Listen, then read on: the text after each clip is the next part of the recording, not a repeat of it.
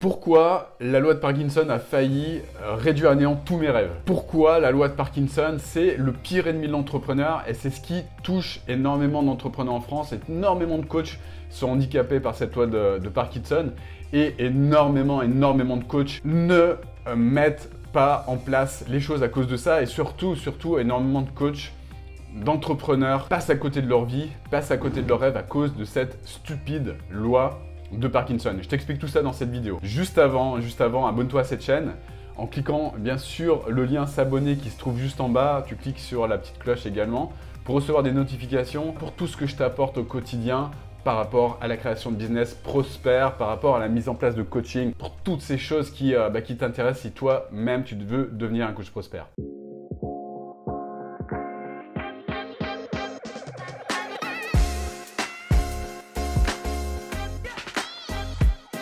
Alors la loi de Parkinson, je t'en parle dans cette vidéo, mais pour que tu comprennes bien ce que c'est que cette loi de Parkinson, je vais te parler de mon expérience et je vais te parler de pourquoi moi ça me touchait au départ quand j'ai commencé. Alors la loi de Parkinson au départ, je t'en ai parlé longuement dans d'autres vidéos, mais quand j'ai commencé, je partais dans tous les sens, je faisais des choses qui étaient inutiles, je faisais plein de choses qui me faisaient dire j'ai pas le temps pour mes amis, j'ai pas le temps pour ma famille, j'ai pas le temps pour rencontrer quelqu'un, j'ai le temps pour rien en fait. Donc du coup, ce qui se passait, c'est que je partais en vrille dans mon business. Je m'assommais par le travail, j'écoutais les uns les autres, j'écoutais les marketeurs, j'écoutais tout le monde. J'essayais de mettre en place des choses, mais ça partait dans tous les sens. J'avais pas de trame précise. Et par conséquent, ce que je me disais, ça finira bien par payer un moment ou un autre. Avec le temps, les choses vont venir et à un moment ou un autre, ça va payer, les choses vont arriver. Ce qui se passait, c'est que je gardais espoir, mais de moins en moins, j'y croyais parce que je voyais que le temps passait, je mettais en place les choses, mais il n'y a rien qui concrètement arrivait. C'est-à-dire que j'avais pas de clients qui arrivaient.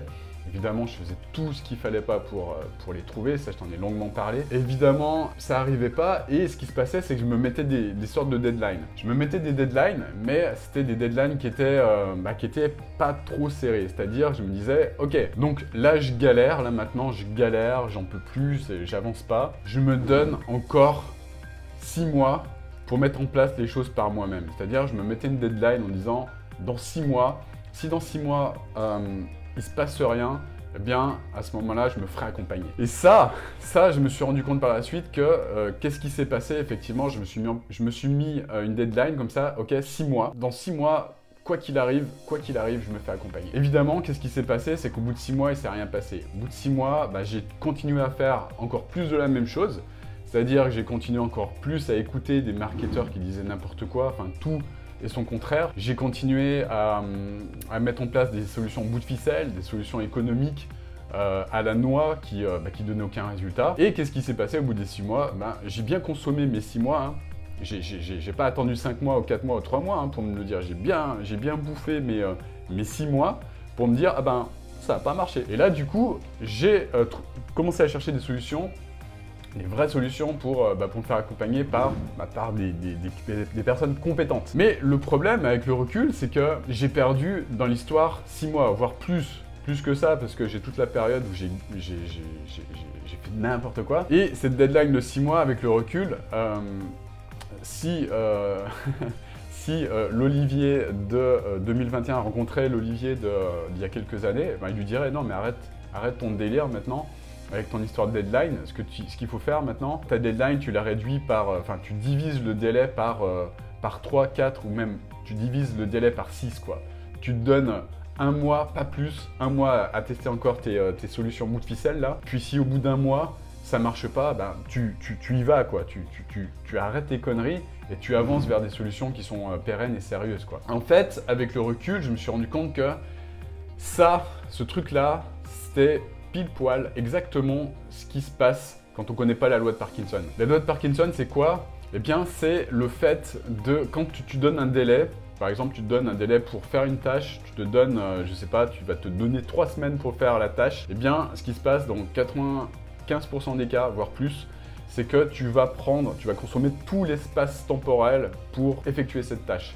Donc, si tu te fixes, au départ, 3 semaines pour faire une tâche, pour accomplir une tâche, eh bien, Dans tous les cas, 95% des cas, tu vas prendre ces 3 semaines pour faire le truc. Alors que tu aurais pu, même si tu avais pu, faire cette tâche en 1 semaine ou en 3 jours, eh bien, ce qui se passe dans la pratique, eh bien, c'est que tu prends ces 3 semaines, ces 3 stupides semaines pour faire ta tâche. Et en fait, la loi de Parkinson, elle peut se résumer à ça. Tout cet espace est comblé en fait. Tout espace prévu est comblé. Je vais donner un autre exemple pour illustrer ça. La loi de Parkinson, elle se manifeste également quand, par exemple, tu déménages.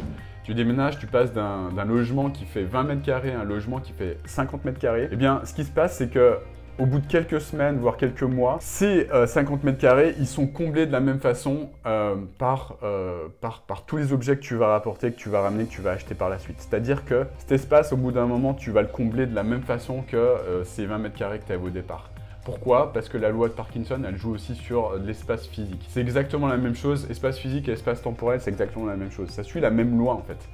Et cette loi, elle handicape beaucoup d'entrepreneurs qui se donnent des deadlines comme ça, qui les empêchent d'avancer en fait, qui se donnent des deadlines qui les empêchent d'avancer et d'être efficaces en fait. Le conseil que je pourrais donner par rapport à ça, c'est quand on donne une deadline qui semble assez large, c'est réduire, diviser le temps de la deadline par 2, 3, 4, voire même par 6.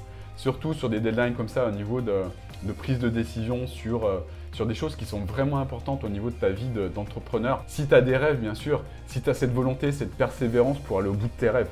Sinon, si tu es juste là en mode touriste, le fais pas.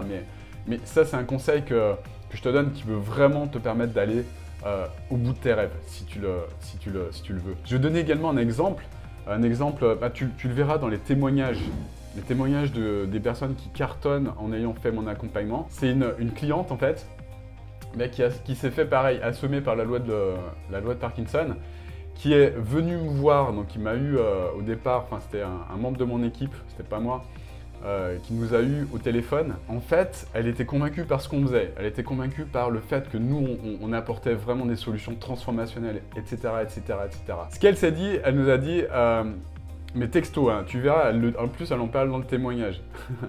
Elle a dit texto au coach, c'est super ce que vous faites, mais je me donne 6 mois pour le faire par moi-même. C'est-à-dire que pendant 6 mois, en fait, elle a essayé de nous copier. C'est-à-dire qu'elle a essayé de copier nos tunnels de vente, elle a essayé de copier nos séquences mail, elle a essayé de copier en fait exactement tout ce qu'on faisait, tout de A à Z. Donc cette personne qui était plutôt douée en technique, qui était plutôt douée pour faire des tunnels de vente, pour faire des choses comme ça, eh bien elle a essayé de nous copier dans cet espace temporel de 6 mois. Et qu'est-ce qui s'est passé? Effectivement, eh bien il ne s'est rien passé pour elle en fait. Elle n'a pas trouvé de clients, elle n'a pas eu de résultats, elle en parle dans cette vidéo de témoignage, elle s'appelle Delphine, si tu veux regarder. Moi aussi j'ai fait cette erreur, donc je ne jette pas la pierre évidemment. Mais ce qui s'est passé pour elle, en fait, si on analyse la situation, c'est qu'elle a pris cet espace temporel, elle l'a rempli avec encore plus de la même chose, c'est-à-dire essayer de copier des solutions sans chercher à trouver des solutions internes en fait. Donc sa stratégie c'était de trouver des solutions externes pour résoudre un problème. Son problème c'était de trouver des clients en fait. Elle a fait toujours plus de la même chose. Et ce qu'elle ne voyait pas à ce moment-là, ce dont elle n'avait pas conscience, c'est qu'on peut essayer de copier, on peut essayer de trouver des solutions externes, mais tant qu'on ne change pas l'interne, tant qu'on n'est pas accompagné par les bonnes personnes, tant qu'on ne met pas en place tout ce qu'on apprend en fait au niveau de notre accompagnement, eh bien on n'a pas de résultats. Et c'est Einstein qui disait que faire toujours les mêmes choses en espérant avoir des résultats différents, c'est la définition de la folie. Il disait ça d'une façon un petit peu différente, mais en gros, ça voulait dire ça. C'est-à-dire que si on fait toujours plus de la même chose en escomptant avoir des résultats différents, il y a des chances qu'on flirte avec la folie. Voilà. Et en fait, moi aussi, j'étais dans cette situation.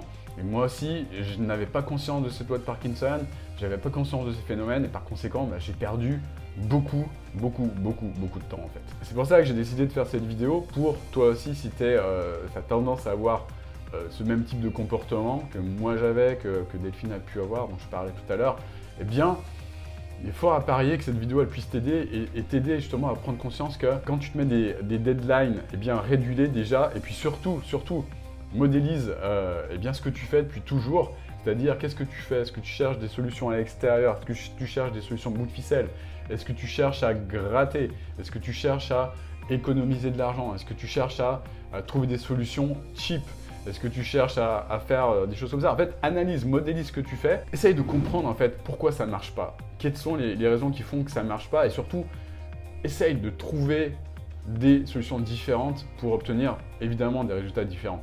Mais c'est ça qui va vraiment te permettre d'avancer. Je te donne 2 éléments là qui vraiment, si tu les comprends, vont te permettre d'avancer à une vitesse que tu ne soupçonnes même pas. J'espère que cette vidéo t'a plu. Dis-moi dans les commentaires si cette vidéo t'a apporté des choses intéressantes. Je me rends compte que je te demande jamais ton avis et moi, ton avis, c'est quelque chose qui m'intéresse. Donc dis-moi dans les commentaires si cette vidéo t'apporte de la valeur.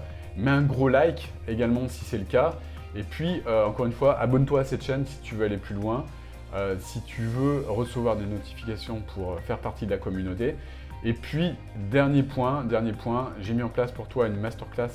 Si tu veux aller plus loin, si tu veux mettre en place un business qui cartonne réellement, je pense que cette masterclass, c'est une formation gratuite qui fait à peu près 1 heure. Une formation qui t'apporte une énorme valeur sur ta vie, sur tes rêves, si tu veux devenir un coach prospère. Voilà, j'espère que cette vidéo t'a plu. En tout cas, je te souhaite une magnifique journée et je te dis à très bientôt pour une nouvelle vidéo. Ciao, ciao.